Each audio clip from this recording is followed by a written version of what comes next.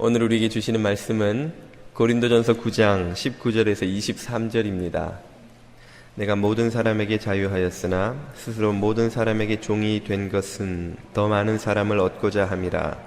유대인에게는 내가 유대인과 같이 된 것은 유대인을 얻고자 함이요, 율법 아래 있는 자들에게는 내가 율법 아래 있지 아니하나 율법 아래 있는 자 같이 된 것은 율법 아래 있는 자들을 얻고자 함이요, 율법 없는 자에게는 내가 하나님께는 율법 없는 자가 아니요 도리어 그리스도의 율법 아래 있는 자이나 율법 없는 자와 같이 된 것은 율법을 없는 자들을 얻고자 함이라.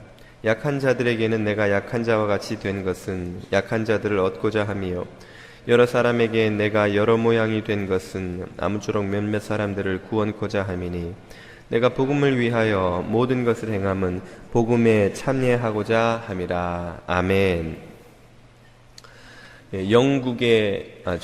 인도의 영혼, 또 인도의 국부라고도 불리는 마하트마 간디에 대해서 여러분들 다 잘 알고 계시리라 생각합니다.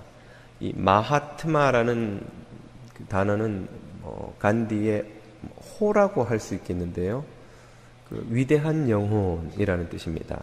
그러니까 마하트마 간디는 위대한 영혼 간디, 이렇게 불리지요.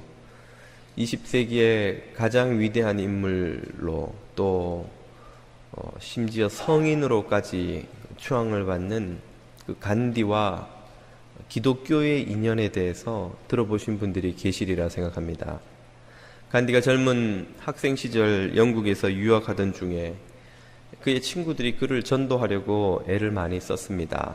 데리고 부흥회에도 몇 차례 가고, 그 기도의 사람으로 유명한 조지 뮬러의 집회에도 간디가 참여한 후에 남긴 글도 있습니다.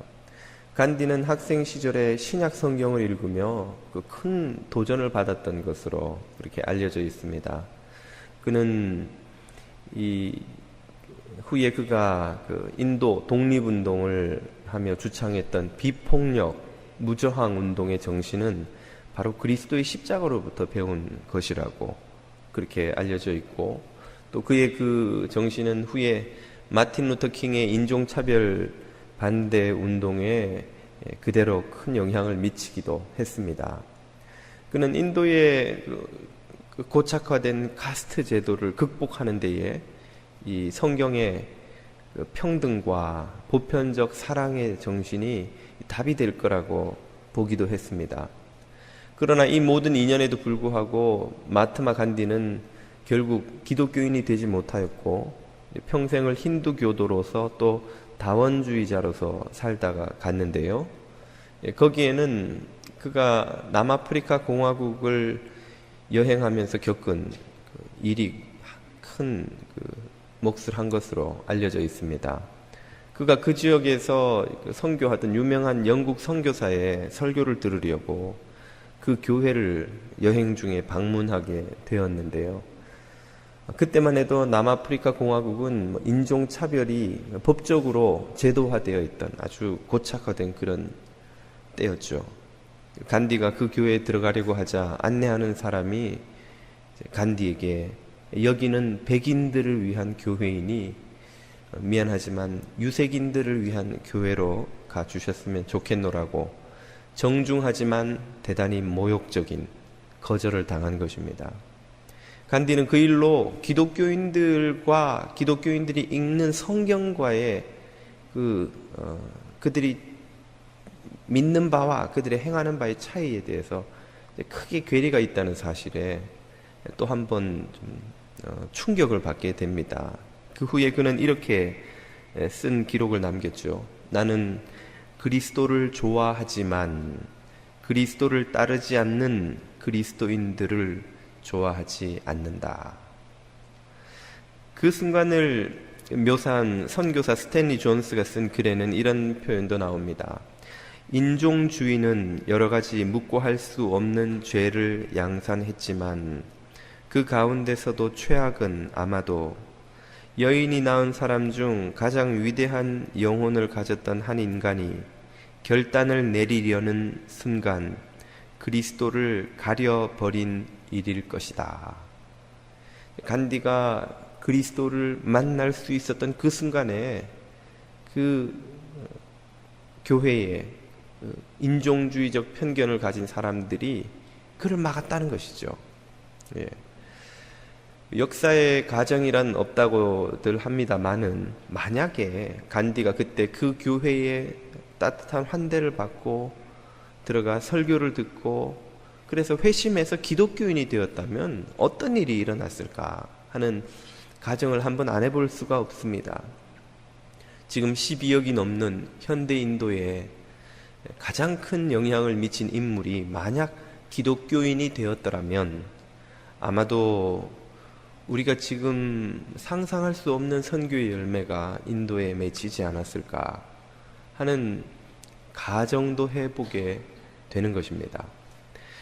교회는 마땅히 모든 사람들에게 열려 있어야 합니다. 만약에 교회가 일부 사람들, 그 어떤 그룹에게만 열려 있고 또 어떤 그룹에게는 닫혀 있는 곳이라면 교회에 들어오는데 어떤 자격이 요구된다면 그 공동체는 간판을 교회로 붙였든 어떻든 상관없이 본질적으로는 교회라고 볼 수가 없겠지요. 교회는 마땅히 모든 사람들에게 열려 있어야 하는데도 그럼에도 불구하고 오늘날 적지 않은 많은 교회가 또 다른 간디를 돌려보내고 있는 것이 아닌지 두려운 마음이 듭니다. 마땅히 모든 사람들에게 열린 교회, 그 교회는 어떤 모습의 교회인 것일까요? 모든 사람들에게 열린 교회가 되기 위해서 교회가 가져야 되는 모습이 있다면 그것은 바로 약한 자들에게, 약자들에게 열린 교회라는 것입니다. 아니, 교회가 왜 약자들에게만 열려야 합니까? 강자들은 그럼 들어오지 말란 말인가요? 교회가 강자들에게 문을 활짝 열려고 애를 쓸 필요가 없는 것이 이미 교회뿐 아니라 세상의 모든 조직, 모든 기관, 공동체는 강자에게 활짝 열려 있습니다. 강한 사람들은, 사회적 강자들은 부유하고 지위가 높고 권세가 있고 많이 배우고 인기 있는 사람들은 어디 가나 환영을 받습니다. 어딜 가든 어서 오시라고 사람들이 문 밖까지 뛰어나와 그를 데리고 들어가려고 하죠. 그러나 반대로 사회적 약자들은 어디에서도 환영받지 못합니다. 돈 없는 고객을 환영하는 스토어는 없습니다. 일 못하는 직원을 환영하는 기업도 없고 노래 못하는 가수, 연기 못하는 배우를 좋아하는 팬들도 기획사도 없는 것이죠.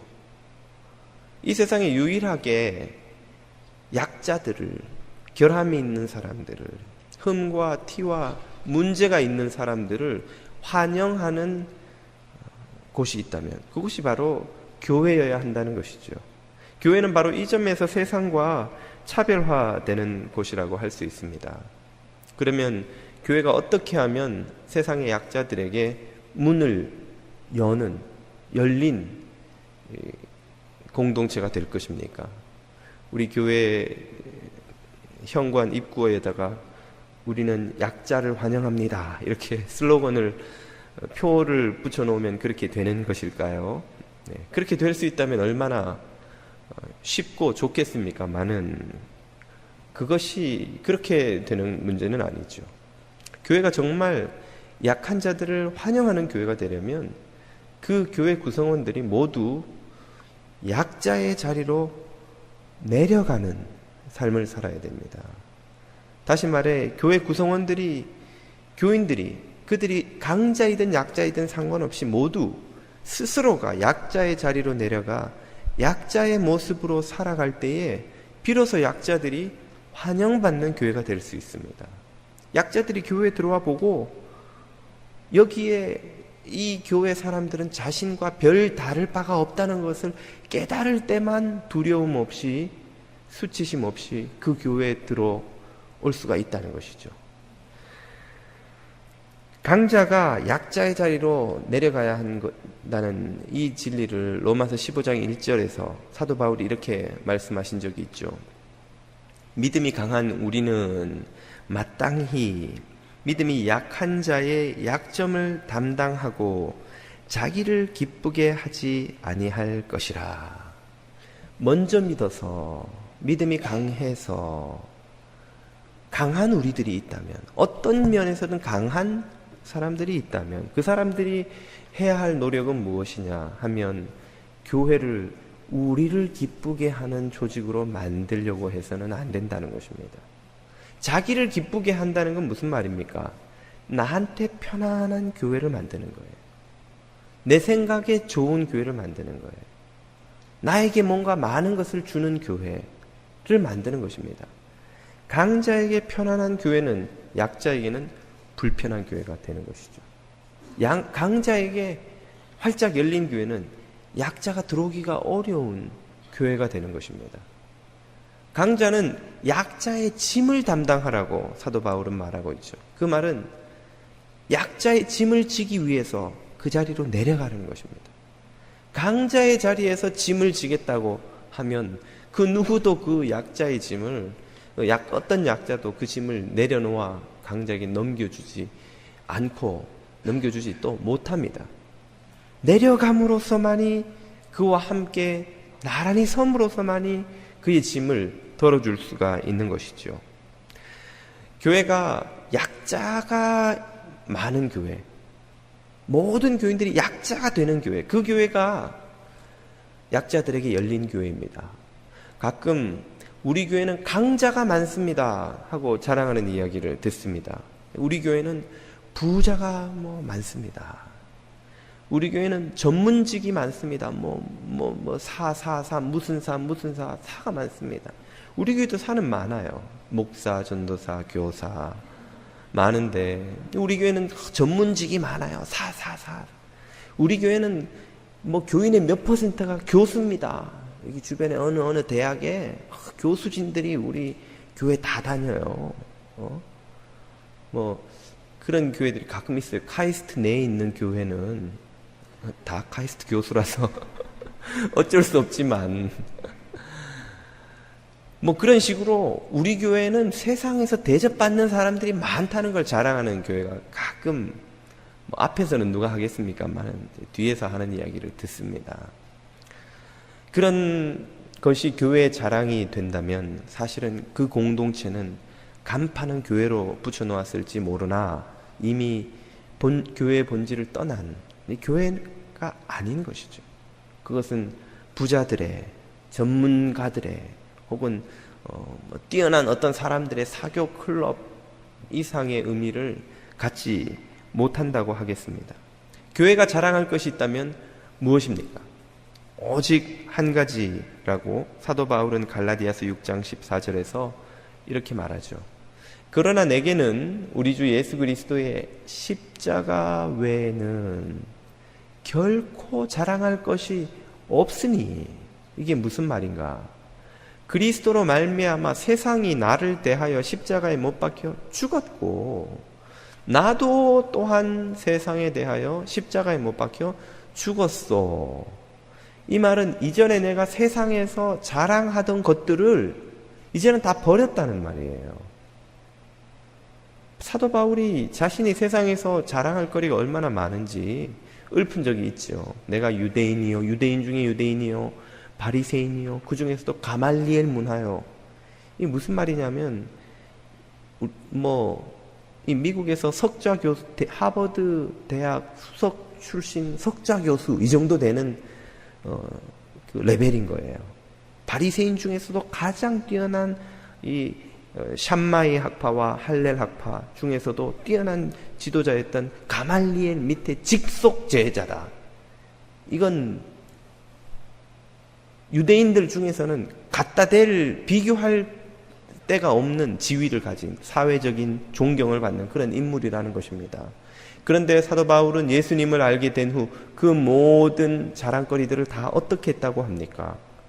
배설물처럼 여기게 되었다. 십자가를 알고 보니 내가 이전에 자랑하던 게 다 쓰레기보다 못한 배설물이 됐다는 거예요. 배설물. 여러분 혹시 배설물을 소중하게 여기는 분 계세요? 들어갔다 나와서 내 배설물에 이 아름다운 쉐입 막 사진 찍어놓고 이렇게 통에 따로 담아놓고 막 우울할 때마다 한 번씩 열어서 보고. 배설물은 빨리 해서 빨리 버리지, 그 배설물을 아끼고 하는 사람이 누가 있냐는 것이죠. 사도 바울은 그가 이전에 세상에서 자랑하던 것이 배설물처럼 다 버림받았고 십자가에 못 박아 다 죽게 되었다 이 말이에요. 이제 남은 건 하나밖에 없다. 십자가의 은혜와 영광을 보니 내가 자랑하던 영광, 내 의는 다 쓰레기보다 못한 것들이었더라. 그걸 바울은 깨달은 거예요. 그걸 깨달은 사람이 그리스도인입니다. 그리고 그걸 깨달은 사람이 교회에 들어와 있고, 그러므로 교회가 자랑할 것은 십자가밖에 없는 거예요.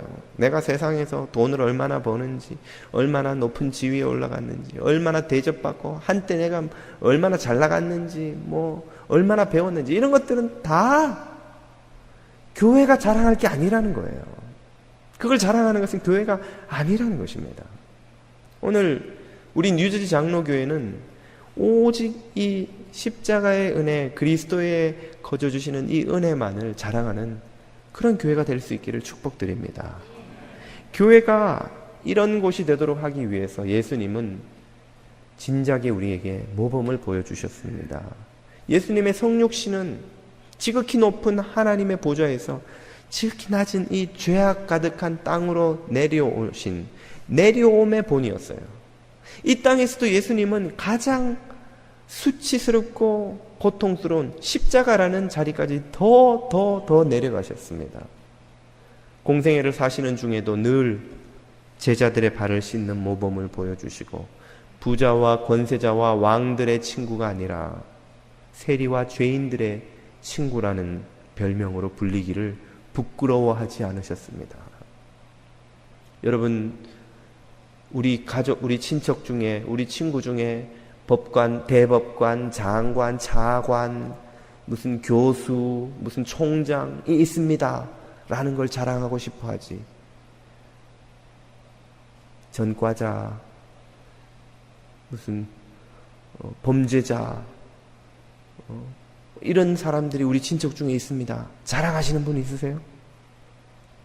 예수님은 세리와 죄인들의 친구라고 불리는 것을 부끄러워하지 않으셨습니다. 지극히 높은 분, 높은 영광의 자리에 계신 분이 그 낮은 자리에 와서 그 낮은 이들 곁에서 그들과 함께 사는 것을 부끄러워하지 않으셨어요. 하나님은 당신을 고아와 과부의 하나님이라고 불리는 것을 기뻐하신다 하셨습니다. 기뻐하시는 거예요. 왕의 하나님, 귀족의 하나님, 장군의 하나님이 아니라 고아와 과부의 하나님이라고 당신을 스스로 부르셨어요. 스스로. 이것이 주님의 내려옴의 본입니다. 이 본을 본받아 배워 살아가는 사람이 그리스도인이죠. 사도 바울이 이 본을 배웠기 때문에 오늘 읽은 본문에서 이렇게 고백하고 있는 것입니다. 19절을 보십시오. 내가 모든 사람에게 자유로우나 스스로 모든 사람에게 종이 된 것은. 사도 바울은 종이 된다고 합니다. 종. 우리는 오늘날 하도 하나님의 종 이러니까 이 종이라는 말이 되게 좀 좋은 뉘앙스인 걸로 착각을 하기가 쉬운데, 여러분 조상 중에 그 노비가 있었다는 걸 혹시 자랑하실 분 있으면 한번 손 들어보세요. 우리 조상님은 몇 대째 자랑스러운 노비였습니다. 다들 양반 후손이라고 자랑하고, 족보를 사든 만들든 했었는데 양반의 후손이라고 말하고 싶어 하지, 종놈 노비의 후손이라고 말하고 싶어 하는 사람이 누가 있습니까? 사도 바울은 자신이 그 종이 되겠다는 거예요. 어떻게? 스스로 나는 종이 되겠다. 왜? 나는 자유인인데, 로마 시민권을 가진 사람인데, 유대인 중에서도 바리새인, 가말리엘 문화에 자랑스러운 하버드 예일과도 비교할 수 없는 이 딱지를 달고 있는 사람인데, 나는 남의 집에 남의 종이 스스로 되겠노라. 21절을 보십시오. 율법 없는 자, 외국인, 이방인들이죠. 그들에게는 내가 하나님에게는 율법 없는 자가 아니요 도리어 그리스도 율법 아래에 있는 자이지만 율법 없는 자와 같이 된 것은 율법 없는 자들을 얻고자 함이라. 한 영혼이라도 더 구원하기 위해서 나는 유대인인데 이방인처럼 되겠다는 거예요. 유대인들과 이방인의 이 차이는 조선사회의 양반 상놈과 비교가 안 됩니다. 양반들도 상놈을 멸시했죠. 저 비천한 것들. 그러나 그 멸시는 인간으로서의 멸시입니다. 그러나 유대인들이 이방인들을 멸시하는 건 이방인들을 인간으로 여기지도 않았어요. 이 성리학을 모르는 법도 없는 놈들 정도가 아니에요. 이 율법을 모르는 개라고 불렀습니다. 유대인들은. 이방인을 개 취급을 했어요. 유대인들의 바리새인들 중에서 그 샴마이와 할렐 학파가 서로 이 진보와 보수로서 이웃의 범위를 놓고 논쟁을 많이 했는데 그 두 학파가 논쟁하면서도 절대 언급하지 않는 그룹이 있었는데 그게 이방인이에요. 이방인은 진보적인 학파조차도 이 이웃의 범위에 넣지 않았던 거예요. 개를 어떻게 이웃이라고 부르냐는 거예요. 개를. 물론 뭐 미국 사람들은 개를 가족으로 여기기까지 합니다만 우리는 그렇지 않잖아요. 동양에 쓰는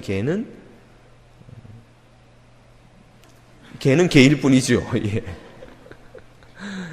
유대인들은 이방인을 개로 여겼어요. 그런데 유대인 중에서도 유대인인 사도 바울이 자기는 기꺼이 그 개 취급을 받는 이방인들 곁에 가서 그들처럼 되겠고 심지어 그들의 종이 되겠다고 하는 거예요. 종이. 왜? 22절입니다. 약한 자들에게 내가 약한 자와 같이 된 것은 약한 자들을 얻고자 함이요. 약한 자들을 구원하기 위해서 기꺼이 그들처럼 되겠다는 거예요. 강자인데도 불구하고 약자의 자리로 내려가겠다는 거예요.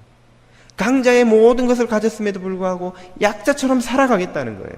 이것이 예수 그리스도를 본받는 그리스도의 제자의 모습인 줄로 믿습니다. 우리는 우리가 섬기는 구역에서, 부서에서, 교회에서 이렇게 스스로 내려가서 약자의 모습으로 살아가야 합니다. 약자들과 눈높이를 맞추며 그들의 모습으로 살아가야 되는 거예요. 그 말은 비유하자면 어른이 아이들과 대화를 하고 놀기 위해서는 무엇을 해야 합니까?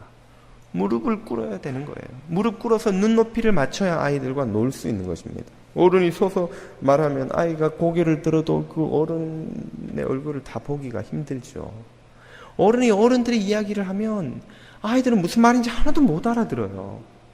이미 우리는 오래전에 안 쓰게 된 말이지만 그 말을 아이들 맞춰서 아 그렇구나, 아 재밌구나 이렇게 말을 해야 아이들과 커뮤니케이션이 되는 거예요.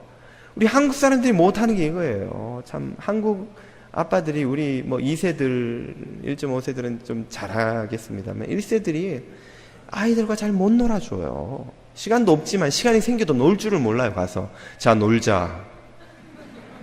아이가 생전 안 놀던 아빠가 와서 놀자 그러니까 어색해가지고 나 가서 놀래. 그리고 이제 못 놀아지. 그 블루마블 하면 주사위 던져가지고 야 막 좋아하고 그래야 되는데 여기 미국 사람들은 그걸 참 잘해요. 아이들하고 잘 놀아요.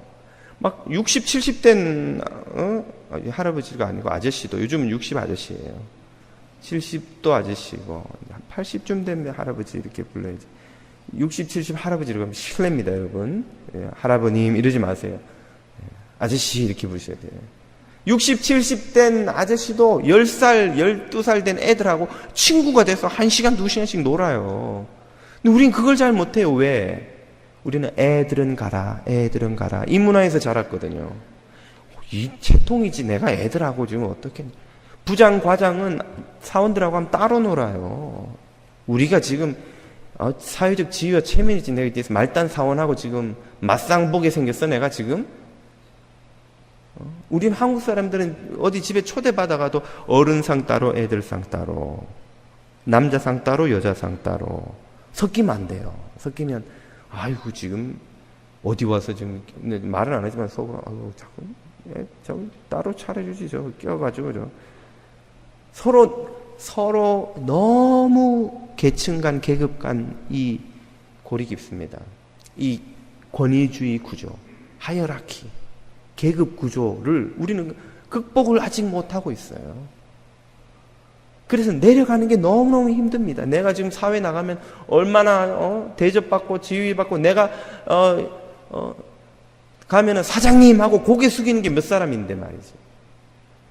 내가 나가면 막 교수님 그리고 막 날 떠받드는 게 몇 사람인데 교회 오면 나 같이 섞여서 내가 저 사람들하고 지금 놀아?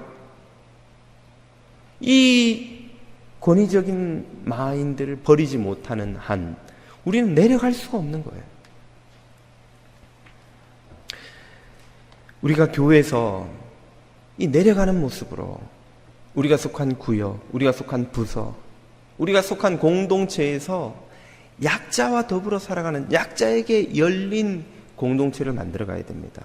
구역에 또 부자도 있고 덜 부유한 사람도 있고 많이 배운 사람도 있고 덜 배운 사람도 있고 사회적으로 경험이 많고 지위가 높은 사람도 있고 안 그런 사람도 있지만 예수 그리스도의 내려감을 배운 사람은 아무리 많이 배워도 아무리 하나도 초등학교도 못 나온 할머니와 함께 대화를 해도 대화할 거리가 있고 대화하는 것이 어렵지 않고 아무리 많이 가져도 그 구역에서 가장 못 가진 사람과 다름없이 소탈한 모습으로 솔직한 모습으로 그렇게 함께 더불어 교제할 수 있는 곳, 그런 곳이 하나님의 몸된 교회인 거예요.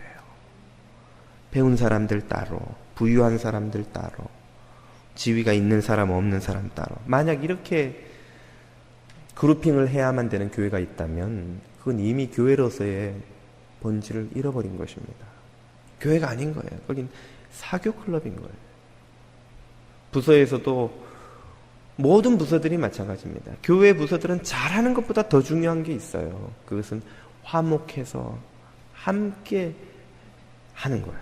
화목을 이루는 거예요. 하모니를 이루는 거예요. 우리 눈에 보이는 게 찬양대니까 찬양대의 예를 들어보자면 찬양대는 노래를 잘하는 것도 중요하지만 더 중요한 것은 아름답게 영혼이 하모니를 이루는 것입니다. 목소리의 하모니가 중요하다면 국립합창단을 시키지 왜 콩나물이 이게 위에 있는지 아래에 있는지도 모르는 우리들을 시키겠어요. 많은 찬양대원들이 콩나물을 봐도 이게 콩나물인지 이게 점이 왜 이런 하얀지 까만지 모르는 분들이 우리 사부에는 아무도 없어요. 다른 찬양대에는 많이 있습니다. 많이 있어요. 왜 그런 사람들한테 왜 찬양을 맡기냐고요. 하나님이 정말 듣기를 원하는 건 목소리의 하모니보다 더 중요한 영혼의 하모니를 듣기 원하시기 때문이에요. 피아노 반주자가 땅땅땅땅 앉혀준 멜로디를 못 쫓아가는 분들이 사부에는 아무도 없지만 다른 찬양대 많이 있어요. 사부는 그거 연습 안 하시죠? 이거 안 하고 다 그냥 시창하고 다 독보해서 읽으시잖아요. 그죠? 딴 찬양대는 안 그래요. 다 반주를 해줘야 돼요. 따따따따따 따라해보세요. 왜 그런 분들한테 찬양을 맡기냐고요. 목소리의 하모니보다 더 아름다운 하모니가 중요하기 때문에 그래요. 우리 영혼의 하모니. 그 영혼의 하모니를 이루려면 아이들은 아무리 발돋움을 해도 어른하고 눈높이를 맞출 수가 없어요. 어른이 무릎을 꿇어야 돼요. 강한 자가 약한 자의 자리로 내려가야 하모니가 되는 거예요. 바로 그것이 교회가 오늘 배워야 하는 것입니다. 영국 엘리자베스 여왕 때에 인도의 총리가 초청받아 영국을 방문한 일이 있었습니다. 총리가 왔으니 이제 여러 만찬이 있었겠지만 영국 왕실에서, 여러분 런던에 그 영국 왕실, 거기 그 왕실 안에 들어가 보셨어요? 못 가보셨죠? 저도 못 가봤습니다만은 언젠가 제가 런던을 한번 가게 되면 가보고 싶습니다만 얼마나 화려한지 몰라요. 그 화려한 왕실에서 만찬을 펼쳐놓고 이제 엘리자베스 여왕과 인도 총리가 이제 대영 제국의 일부였으니까 옛날엔 다 관리들하고 쫙 앉아서 인사하고 이제 뭐 이런저런 저기를 하고 이제 식사 시간이 된 거예요. 영국 왕실에서는 식사하기 전에 시종들이 각 사람마다 그 손 씻는 물을 접시에 담아서 이런 보울에 담아서 쫙 나와요. 그럼 거기다 손을 딱 씻고 딱 가져가면 이제 그 다음부터 식사가 시작되는 건데, 이 인도 총리가 너무나 막 화려한 왕실에 또 막 그윽한 음식이 이게 정신을 잃어가지고 실수를 해버린, 그 나온 걸 쫙 보고는 어휴 땡큐, 그리고는 그걸 받아서 그만 꿀꺽꿀꺽 마신 거예요. 그러니까 순간적으로 이 만찬장이 막 굉장히 당황스러운 상황이 된 거죠. 그 말릴 새도 없이 옆에 있던 인도의 관리들이 자기네 총리가 막 손 씻는 물을 마시고 있는데 그 총리님 그러는데 벌써 막 꿀꺽꿀꺽 넘기는 거예요. 이제 말도 못해요. 그 말하면은 총리가 어떻게 되겠어요. 그 체면이. 이제 그 민망스러운 상황에 엘리자베스 여왕이 그 상황을 보자마자 주저하지 않고 자신도 버울을 들어서는 꿀꺽꿀꺽 마시기 시작했다는 것입니다. 이제는 관리들이 뭐 선택이 없어요. 다 마셔야 돼요. 그 손 씻겠어요. 지금 여왕도 마시고 총리도 마셨는데 그 물 자기는 손 씻고 내보낼 수가 없잖아요. 다 이제 들고는 그날은 모든 만찬장의 사람들이 그 손 씻는 물을 마시고 만찬을 시작했다는 것이죠. 일국의 총리가 창피를 당할 수 있는 그 상황을 그 여왕의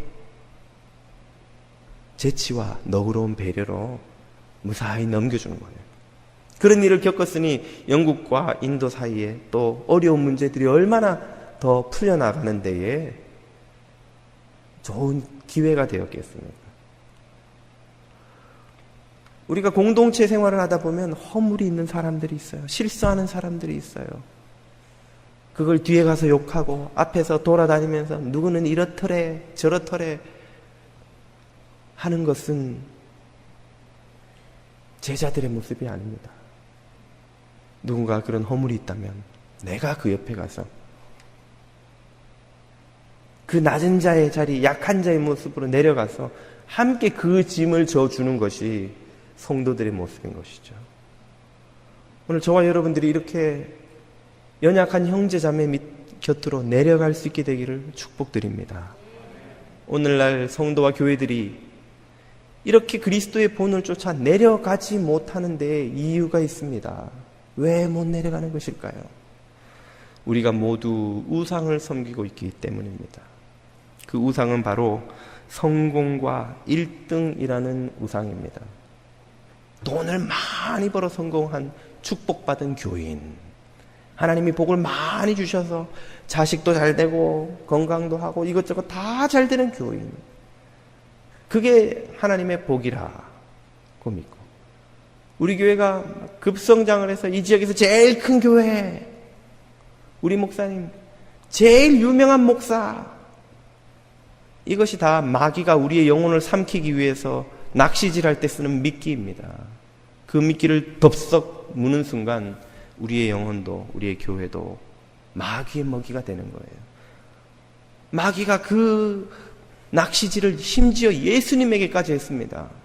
40일간 금식하신 후에 예수님을 3번이나 광야에서 시험한 마귀의 그 주장을 들어보면, 네가 나한테 절하면 이 세상의 모든 영광을 너에게 주리라, 너를 1등 만들어주고 성공하게 해주고 사람들이 다 부러워하는 그 영화를 다 주리라, 예수님에게까지 낚시질을 했습니다.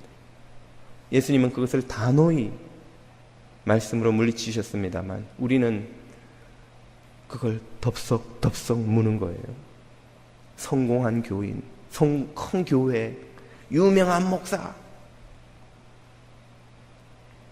그렇게 위만 바라보고 달려가는 교인, 교회는 절대로 내려갈 수가 없습니다. 내려가면 1등 못하는데 어떻게 내려가요? 내려가면 성공이랑 점점 멀어지는데 어떻게 내려갈 수 있습니까? 그렇게 빨리 1등을 향해 달려가는 교회에서는 그렇게 약한 자들이 오면 오히려 짐이 돼요. 우리의 속도에 보조를 맞추지 못하는 절고 있는 자들, 느린 자들 떨쳐버리고 가야 1등 할 수 있는 거예요. 1등 기업을 꿈꾸는 회사는, 회사에 기여하지 못하는 직원은 빨리 잘라버려야 됩니다. 그리고 회사에 이익을 줄 만한 기업들만 빨리 스카웃해 와서 브레인을 다 바꾸고 조직도 바꾸고 해야 그래야 1등 하는 거예요. 교회가 세상을 닮아 1등 하려고 달려가다 보니까 약한 자들을 오면 환영도 못할 뿐더러 오면 짐이 되는 거예요. 교회에 기여가 될 만한 교인, 헌금 많이 하고 사회적 지위가 높고 세련되고 봉사도 잘하고 믿음도 좋고 막 생판 초짜 아무것도 모르는 새가족 오긴 왔는데 보니까 아이고 저 사람이 뭐 교회 뭐 봉사하겠나 뭐 도움이 되겠나 그런 사람은 교회가 환영을 못해요. 왜? 1등 해야 되니까. 교회가 빨리 달려나가서 여기서 1등 해야 되는데 이 목사가 유명한 목사 돼야 되는데 말이죠. 그러면 약자를 돌아보기도 약자의 자리로 내려가기도 힘든 것입니다. 샌프란시스코에 있는 성 마리아 성당이 며칠 전에 언론에 보도가 됐습니다. 2년 전에 처음 이 성당이 뉴스에 나왔는데요. 그때 이유는 성당 프로퍼티 안에 스프링쿨러를 설치한 것 때문입니다. 스프링쿨러가 뭐가 문제기에 뉴스에 나왔나. 그 프로퍼티가 넓은데 그 프로퍼티 안에 좀 이렇게 으슥한 그 사람들의 눈에 잘 안 띄는 그런 공간이 있었나 봐요. 그 동네 홈리스들이 밤이면 거기 와서 거기서 자는 거예요. 자고 해 뜨면 또 가고. 그러다 보니까 홈리스들이 떠난 자리에 뭐 술병, 주사 바늘, 뭐 마약하고 하니까 또 그 막 냄새나는 이불, 뭐 온갖 게 다 있잖아요. 그러니까 일부 교인들 또 지역 주민들이 여기 냄새나고 불쾌하고 또 우리 애들도 그 길 따라 다니는데 혹시라도 주사 바늘에 찔리면 어떡하냐 막 원망이 터져 나오니까 성당이 이제 대책을 마련한 게 뭐냐면 그 마당에다가 해가 지면 2분마다 한 번씩 물을 뿜어내는 그 스프링클러를 설치한 거예요. 칙칙칙 물을 쏘니까 아니 물 맞으면 뭐 추워서 거기서 어떻게 자겠어요 밤에. 그러니까 홈리스가 싹 사라진 겁니다. 문제는 해결됐는데 이제 새로운 문제가 시작된 거예요. 그 조치에 반발하는 일부 교인들 또 주민들이 막 성당 앞에 와서 시위를 한 거예요. 어떻게 성당이 홈리스가 찾아오면 그들을 도울 다른 방법을 생각해야지 물을 뿌려서 사람을 쫓아내냐. 예수님이라면 찾아오는 홈리스를 물 뿌려서 쫓아내겠냐. 그리고 시위를 시작한 거예요. 그래서 신문에 실린 것입니다. 2년 동안 찬성하는 사람, 반대하는 사람 사이에 막 논쟁도 벌어지고 시위도 벌어지고 한 끝에 며칠 전에 이 성 세인트 메리, 성 마리아 성당이 스프링클러를 다 철거했어요. 그리고 사과 성명을 발표했습니다. 우리가 지혜롭게 이 사람들을 대처하지 못했다. 이 사람들을 도울 다른 방법을 생각했어야 되는데 그렇게 하지 못했다. 사과합니다. 이렇게 발표했습니다. 그게 언론에 보도가 됐어요. 이 이야기가 성 마리아 성당만의 이야기인가? 오늘날 얼마나 많은 교회가 너무 화려하고 너무 깨끗하고 너무 전문화되고 그렇게 해서 각광받는다는 모 유명한 교회처럼 빨리 성장해서 막 사람들이 찾아오고 싶은 번쩍번쩍하는 예배당, 막 화려한 예배, 막 멋진 프로그램들, 막 사람들의 니드를 채워주는 온갖 맞춤형 프로그램들을 해가지고 막 사람들을 끌어모아서 엄청난 성장한 교회, 성장 신화를 입은 교회, 이런 교회를 만들겠다는 환상에 빠져서 달려가는 동안에 그런 화려함에 적응할 수 없는 이 사회에서 실패하고 넘어지고 삐끗하여 그만 나락에 떨어진 수많은 사람들이 교회에 들어오기가 너무너무 겁이 나는 거예요. 필리비안시에 놀라운 하나님의 은혜라는 책에 그런 이야기가 나옵니다. 한 상담가가 거리의 여자와 상담을 하는데 너무너무 힘든 삶을 이야기를 듣고 마음이 아파서 그렇게 말했다는 거예요. 자매, 왜 가까운 교회를 한번 나가보시지 않겠습니까? 그러니까 요즘 말로 그 여자가 뜨악 하는 표정으로, 네? 안 그래도 비참해 죽겠는데 교회 가서 더 비참해지란 말입니까? 세상에서 실패한 사람들이 교회에 오면 왜 비참해져야 됩니까? 교회가 왜 사람들을 비참하게 만드는 것이 되어야 하는 것이죠? 교회가 너무나 화려해져서, 교회가 너무나 위를 향해 보고 달려가느라 저 아래에 누가 있는지, 저 아래에 누가 신음하고 있는지를 볼 여유도 의지도 남아있지 않는 그런 모습이 되었기 때문은 혹시 아닐까요? 그런 교회를 향해 예수님이 오늘 이렇게 또 꾸짖고 계신다고 믿습니다. 마가복음 11장 7절에 예수님이 성전을 정화하시며 하신 말씀입니다. 이에 가르쳐 이르시되 기록된 바 내 집은 만민이 기도하는 집이라 칭함을 받으리라 하지 아니하였느냐. 그런데 너희는 이곳을 강도의 소굴로 만들었도다 하시매. 오늘날 만민이 기도하는 집이 되어야 마땅할 교회가 탐욕과 허영과 위선의 소굴로 바뀌어 버린 것은 아닌지. 설교를 준비하면서 많이 부끄러웠습니다.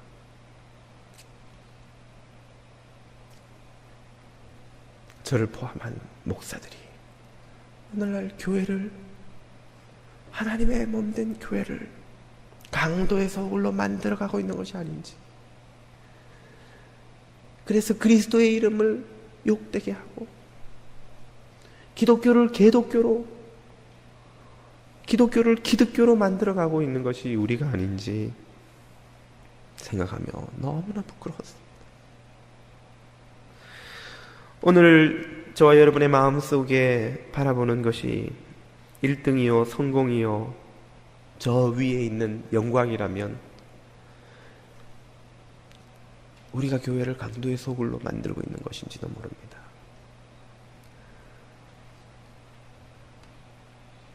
우리 교회가